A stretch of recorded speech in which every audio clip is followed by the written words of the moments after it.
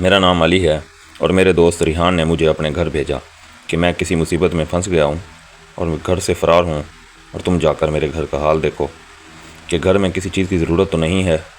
وہاں پہنچا تو معلوم ہوا کہ کسی کیس میں پولیس ریحان کے والد کو گرفتار کر کے لے گئی ہے اور اب انہیں ریحان کی تلاش ہے۔ میں نے گھر جا کر حال معلوم کیا تو وہاں ریحان کی بہن اور اس کی ماں موجود تھیں۔ میں نے انہیں تسلی اور ہمت دے کر جب واپس موڑنے لگا تو ریحان کی ماں نے مجھے آواز دے کر کہا، بیٹا ہم رات کو گھر میں اکیلے نہیں رہ سکتے، ایسا کرو تم آج رات ادھر ہی آ جانا۔ پہلے تو میں نے منع کر دیا، لیکن پھر ریحان کی ماں نے ریحان کو فون کیا اور کہا کہ علی سے کہو کہ وہ رات کو یہاں ضرور آئے۔ ریحان نے جب مجھے خود کہا تو میں اسے انکار نہ کر سکا۔ خیر میں اس وقت ان کے گھر سے روانہ ہو کر کام پر چلا گیا۔ پھر رات کو تقریباً 10 بجے ان کے گھر پہنچا۔ ریحان کی ماں اور بہن ابھی تک میرا انتظار کر رہی تھیں۔ میرے پہنچتے ہی ریحان کی ماں نے کھانا پیش کیا اور ہم سب نے اکٹھے کھانا کھایا۔ ریحان کی ماں پولیس کے چھاپے کی وجہ سے بہت زیادہ ڈری ہوئی تھیں۔ انہوں نے نیند کی گولی لی اور اپنے کمرے میں جا کر سو گئیں۔ ریحان کی بہن پشمینہ نے میرا بستر دوسرے کمرے میں بچھایا اور خود اپنی ماں کے کمرے میں جا کر سو گئی۔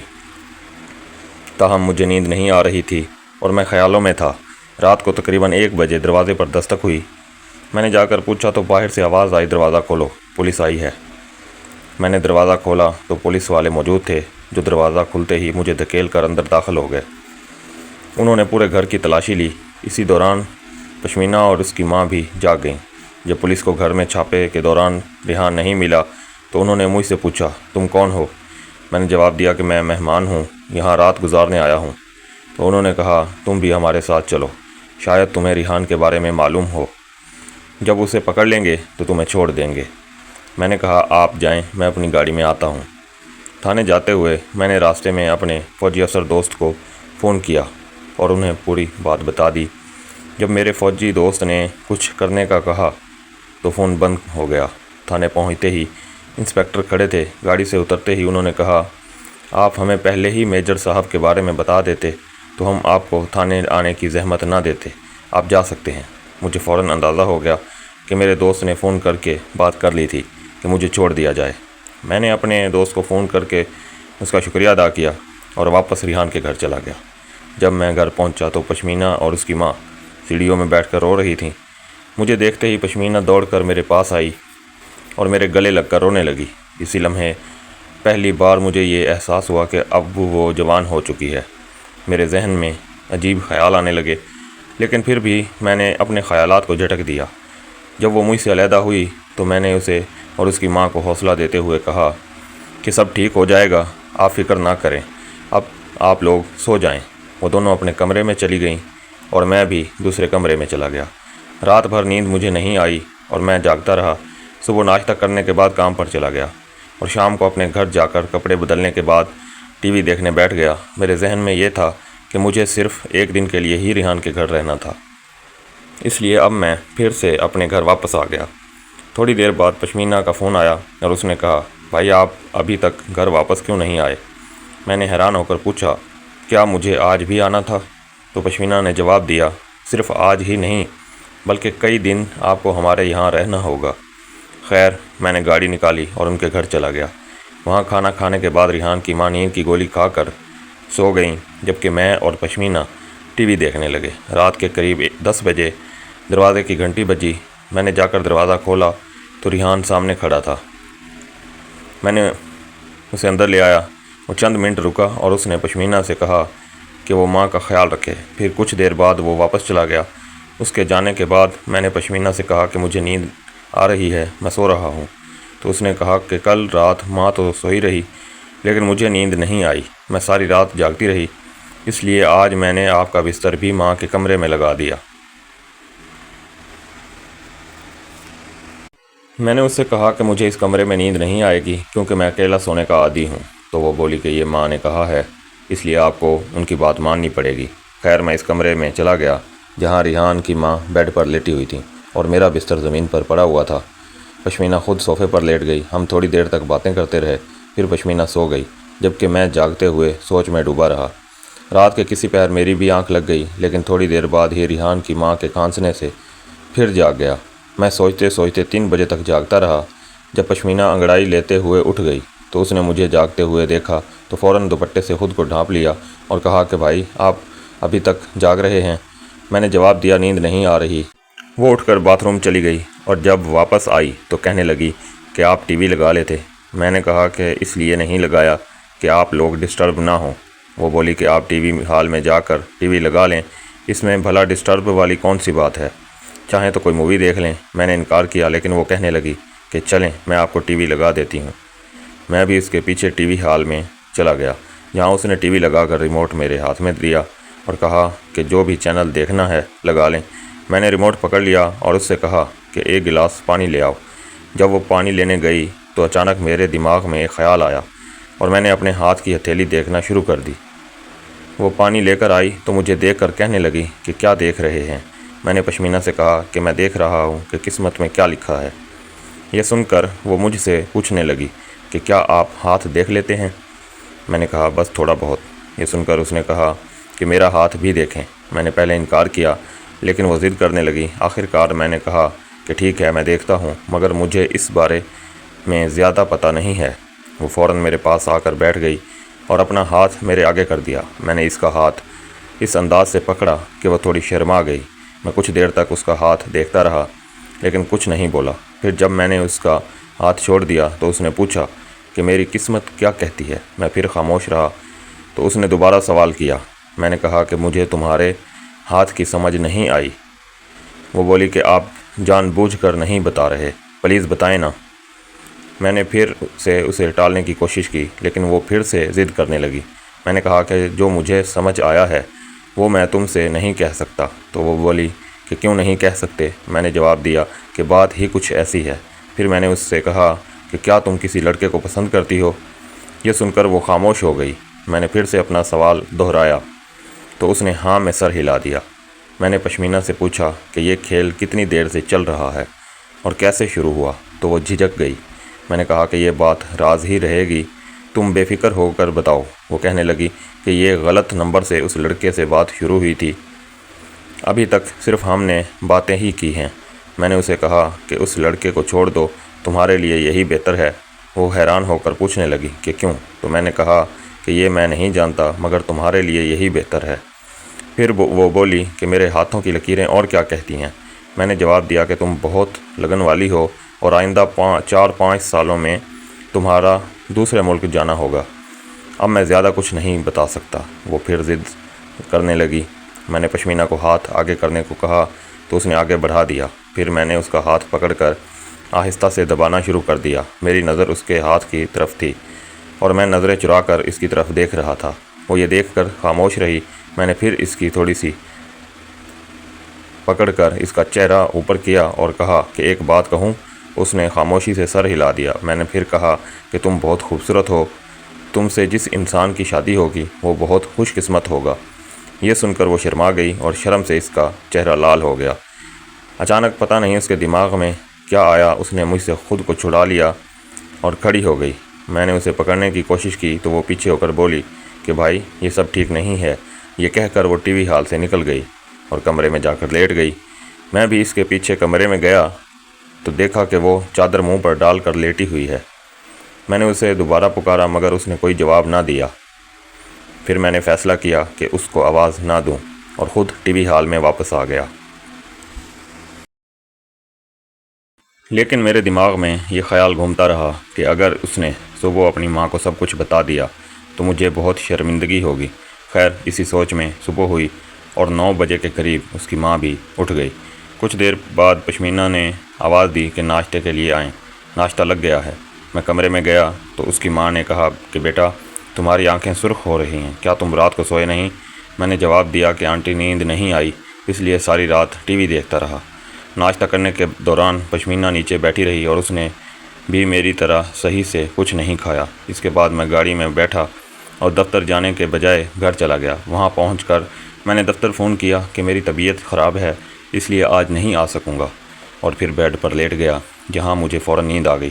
شام 4 بجے کے قریب میری آنکھ کھلی تو موبائل پر ایک میسیج آیا ہوا تھا۔ میسیج پڑھا تو یہ پشمینہ کا تھا جس میں لکھا تھا کہ بھائی رات کو جو کچھ ہوا وہ اچھا نہیں ہوا، اب اس بارے میں کسی کو خبر نہ ہو۔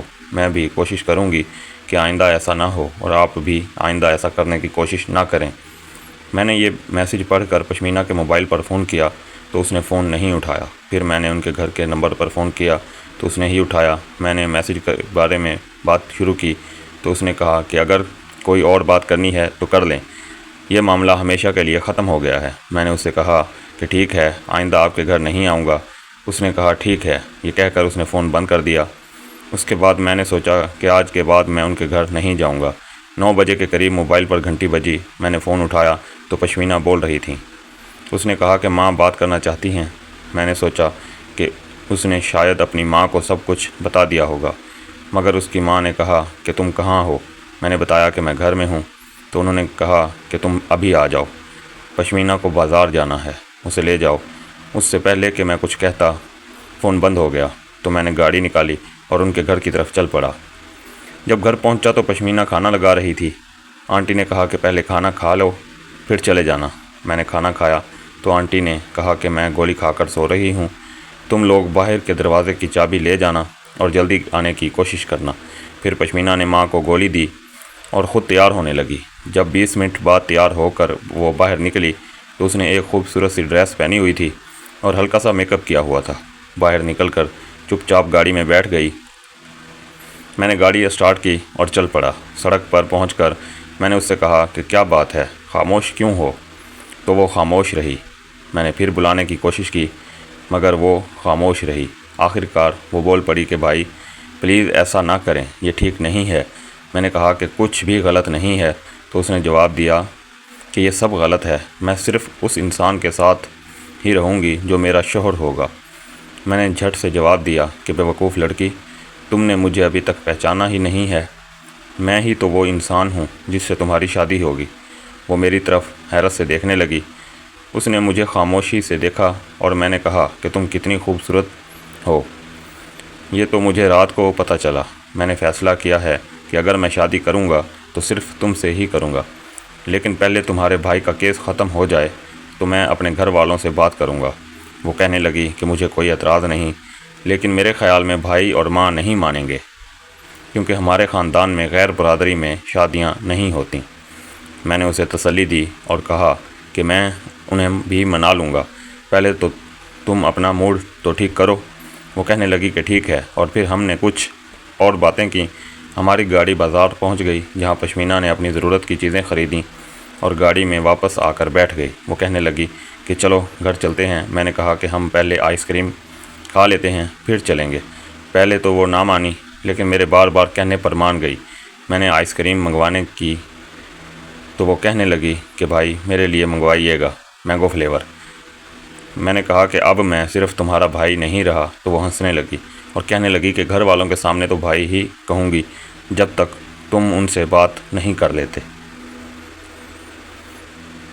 یہ سن کر میں خاموش ہو گیا۔ جب ہم آئس کریم کھا کر گھر پہنچے تو اس نے میرا بستر لگا دیا اور میں ٹی وی ہال میں جا بیٹھا۔ کچھ دیر بعد وہ آئی اور کہنے لگی کہ بستر لگا دیے ہیں، جب سونا ہو تو آ جانا۔ میں بھی تھوڑی دیر بعد سو گیا۔ صبح 7 بجے میں اٹھا تو اس کی ماں ناشتہ بنا رہی تھیں۔ میں نے پوچھا آنٹی پشمینہ کہاں ہے؟ تو وہ کہنے لگیں کہ اسے بخار ہو گیا ہے، اس لیے میں ناشتہ بنا رہی ہوں۔ میں نے ناشتہ کیا اور دفتر چلا گیا۔ شام کو جب دوبارہ گھر واپس آیا تو وہ ابھی بھی بیڈ پر لیٹی ہوئی تھی۔ میں نے اس سے پوچھا کہ کیا بات ہے؟ تو کہنے لگی کہ سر میں درد ہو رہا ہے، اب تھوڑا سا درد کم ہوا ہے مگر ابھی بھی برداشت نہیں ہو رہا۔ میں نے اسے ڈاکٹر کے پاس لے جانے کا کہا تو وہ انکار کر کے اپنی ماں کے کمرے میں لیٹ گئی۔ میں نے اسے کئی بار کمرے سے باہر آنے کا کہا لیکن وہ نہیں آئی۔ اگلے روز جب میں دفتر سے گھر آیا تو پشمینہ کے بھائی کا کیس ختم کر دیا گیا تھا اور کہا گیا تھا کہ ریحان کو 5 گھنٹے میں پیش کر دیں ورنہ انہیں پھر سے پکڑ کر لے جائیں گے۔ میرے گھر جانے پر دونوں باپ بیٹا گھر پر موجود تھے مگر ریحان کے باپ نے کہا کہ وہ ریحان کو کسی بھی صورت پیش نہیں کریں گے اور وہ خود بھی کچھ دن تک گھر میں نہیں رہیں گے۔ انہوں نے گھر میں رہنے پر میرا شکریہ ادا کیا اور کچھ دیر بعد کھانا کھا کر گھر سے باہر چلے گئے۔ 2 دن بعد پولیس نے ریحان کو گرفتار کر لیا۔ اب ریحان کی رہائی کے لیے کوششیں کی جا رہی تھیں۔ میں سوچ رہا تھا کہ یہ لوگ اس مصیبت سے نکل آئیں تو میں ان سے پشمینہ کے رشتے کی بات کروں، لیکن اس دوران ایک بڑے بزنس مین کی کوششوں سے صلح کی کوشش کامیاب ہو گئی۔ صلح کے لیے 2 لاکھ روپے اور اپنے ایک 40 سالہ شخص کے لیے پشمینہ کا رشتہ مانگ لیا گیا۔ ریحان نے اس کے بے گناہ ہونے کے باوجود یہ دونوں شرطیں مان لیں کیونکہ تمام ثبوت ریحان کے خلاف جا رہے تھے۔ چند دنوں کے اندر ہی پشمینہ کی شادی ہو گئی۔ پشمینہ بھی اپنے بھائی کی رہائی کی خاطر دل میں پہاڑ جتنے غم اٹھائے خاموش ہو گئی۔ میں نے ایک دو بار اس سے موبائل فون پر بات کرنے کی کوشش کی مگر اس نے فون ہی نہیں اٹھایا۔ جب میں اس کے گھر جا کر اس سے بات کرنے کی کوشش کرتا تو اس کے والدین اور بھائی گھر میں ہوتے، جس کی وجہ سے پشمینہ سے بات کرنے کا موقع نہیں ملتا۔ جس دن اس کی شادی ہوئی اس دن اس نے صرف مجھے ایک میسج کیا تھا جس میں صرف سوری لکھا تھا۔ میں نے فوراً فون کیا مگر اس کا فون نہیں لگا۔ اس کے بعد اس سے کوئی ملاقات نہ ہوئی اور میری اس سے شادی کا خواب ادھورا رہ گیا۔ لیکن پھر خدا کی کرنی یہ ہوئی کہ 3 مہینے بعد اچانک ایک دن پشمینہ نے مجھے فون کیا جس میں وہ رو رہی تھی۔ وہ کہہ رہی تھی کہ یہ میری شادی سمجھوتے کے تحت ہوئی ہے اور میرا شوہر بھی شکل و صورت سے بالکل بدصورت ہے اور بوڑھا بھی ہے۔ میرا اس کے گھر میں دم گھٹتا ہے، پلیز تم کچھ کرو، میں یہاں نہیں رہ سکتی، میں مر جاؤں گی۔ میں نے اس سے کہا کہ اب کیا ہو سکتا ہے تو وہ مجھ سے منتیں کرنے لگی کہ تم اس مشکل کو حل کر سکتے ہو۔ میں نے کہا کہ ابھی نئی صلح ہوئی ہے، اگر اب کچھ کیا تو زیادہ مسئلہ بنے گا۔ تم 1-2 مہینے اور صبر کر لو، پھر کسی طریقے سے بھاگ کر اپنے گھر سے باہر تک آ جانا، میں تمہیں کار میں بٹھا کر تمہارے گھر چھوڑ آؤں گا اور پھر تم طلاق نامہ بھیج دینا۔ میں اب بھی تم سے شادی کرنے کے لیے تیار ہوں، مجھے کوئی مسئلہ نہیں ہے، بلکہ تمہیں حاصل کرنا تو میری خوش قسمتی ہوگی کیونکہ پہلی محبت کو بھلانا آسان نہیں ہوتا۔ خیر، پھر جب 2 مہینے گزرے تو پشمینہ نے مجھے کال کی اور کہا کہ اتنے بجے تم میرے گھر کے دروازے کے باہر آ جانا، باہر آتے ہی تم مجھے بٹھا کر گھر لے جانا۔ پھر ہم نے ایسا ہی کیا۔ جب ہم اس کے گھر گئے تو پشمینہ کے گھر والے بھی پریشان تھے کہ اب کیا ہوگا، لیکن انہیں خوشی بھی تھی کیونکہ ان کی بیٹی جسے انہوں نے زبردستی اپنے بیٹے کی رہائی کی خاطر اس بدصورت شخص کے ساتھ بیاہ دیا تھا، پھر سے ان کے پاس آ گئی تھی۔ خیر، پھر پشمینہ کے سسرال والوں نے کچھ عرصہ تو ہنگامہ کیا اور کیس وغیرہ بھی کرائے، لیکن کچھ نہ ہو سکا کیونکہ یہ شادی صرف ایک سمجھوتے کے تحت ہوئی تھی اور اس میں قانون بھی کچھ نہیں کر سکتا تھا، اور پھر وہ اپنی مرضی سے ہی گھر آئی تھی۔ پھر پشمینہ نے مجھ سے شادی کر لی۔ اسے پا کر میری دنیا جیسے جنت بن گئی۔ اب ہم دونوں خوشی خوشی اپنی زندگی گزار رہے ہیں۔